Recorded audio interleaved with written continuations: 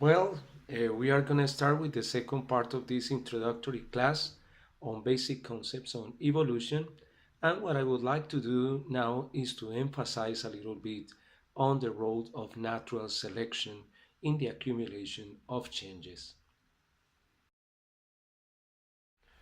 Well, as we saw in the first part of the presentation, so the accumulation of changes, when we talk about evolution, is something that happened from one generation to the next.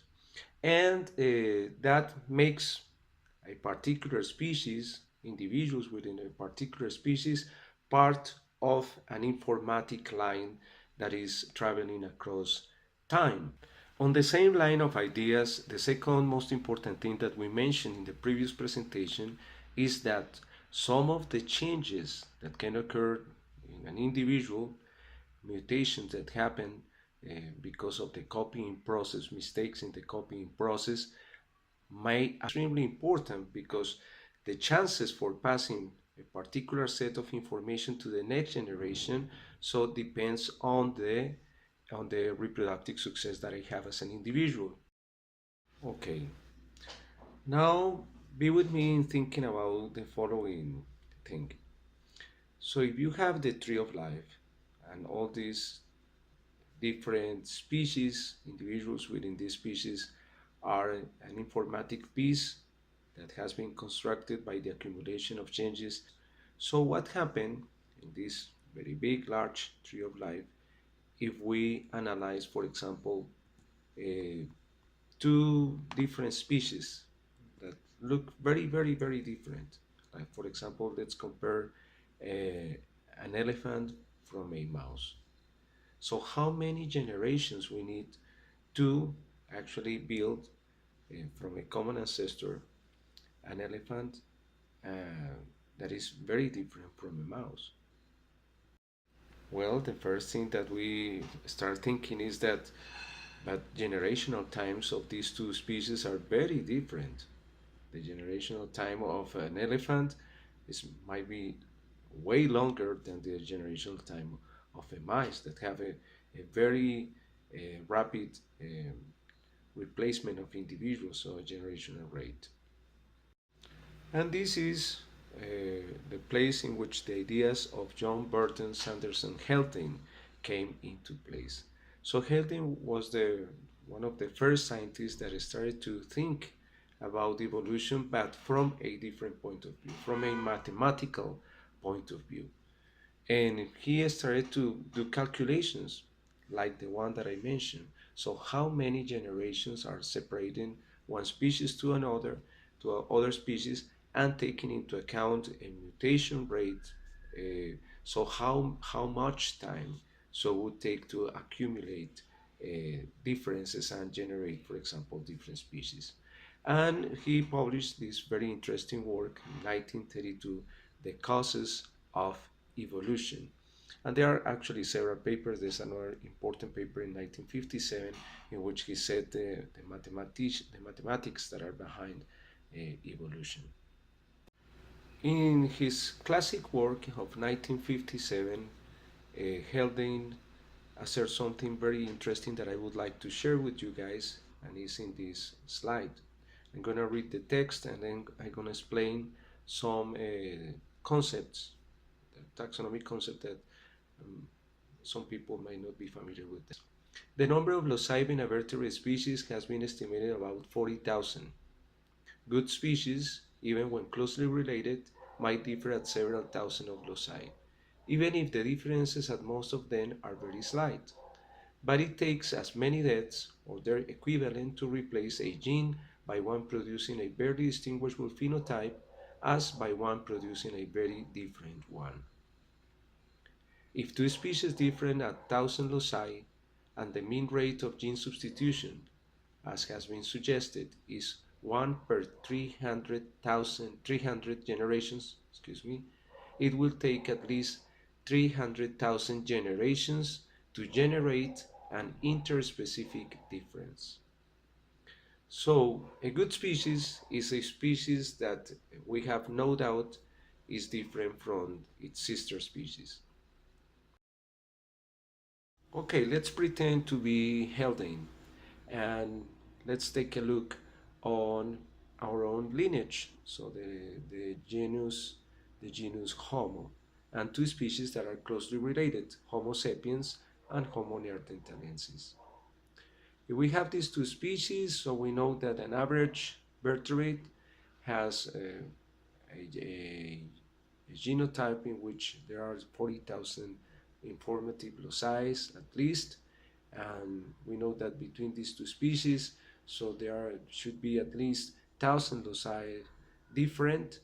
And let's take a look on how much time would take to accumulate these differences. So it would be the generational time in Homo that we estimated is like 40 years by 300 generations that take to replace at least one loci.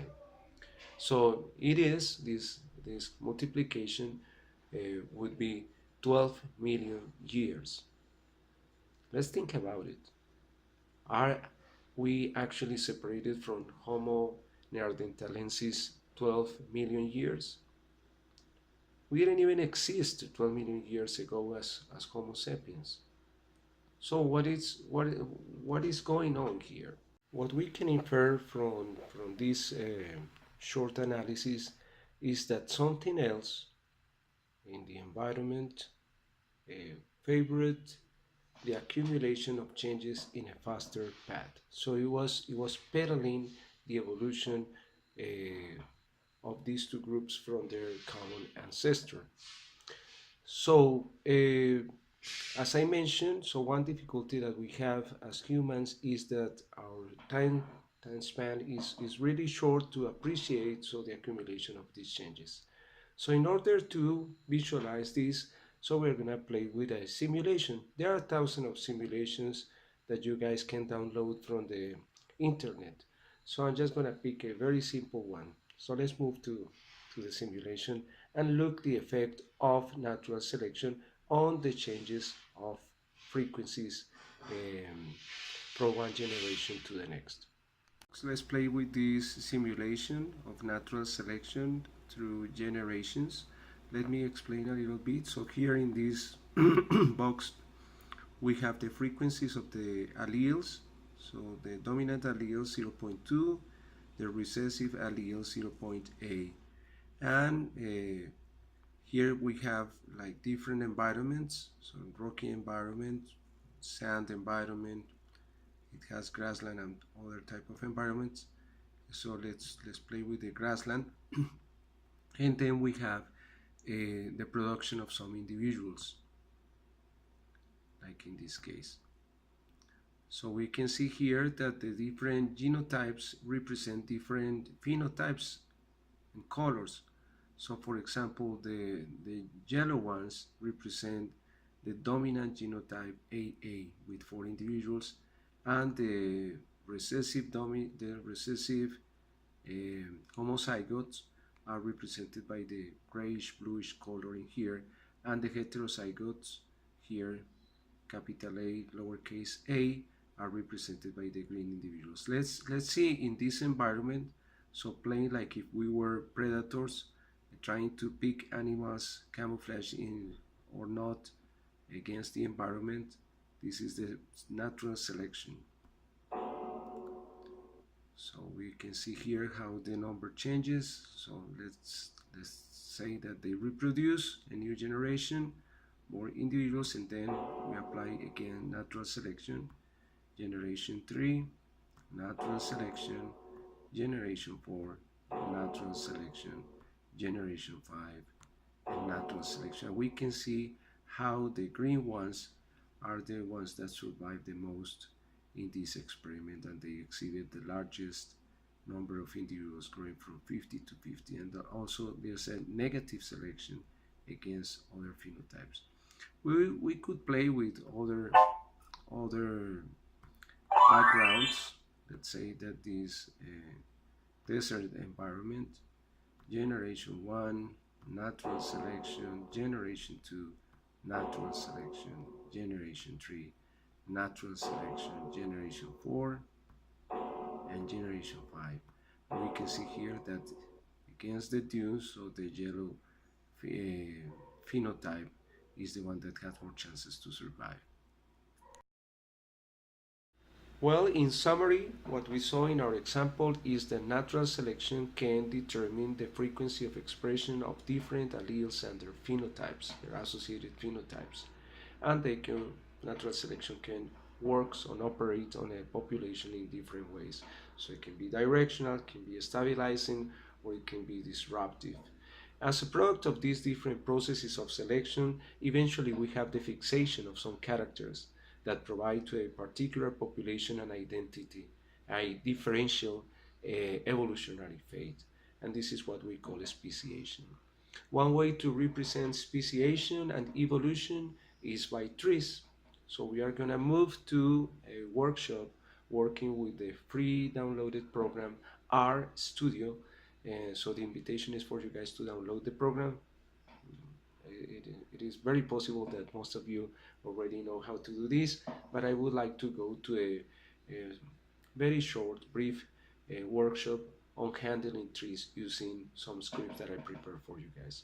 So thank you so much for the attention.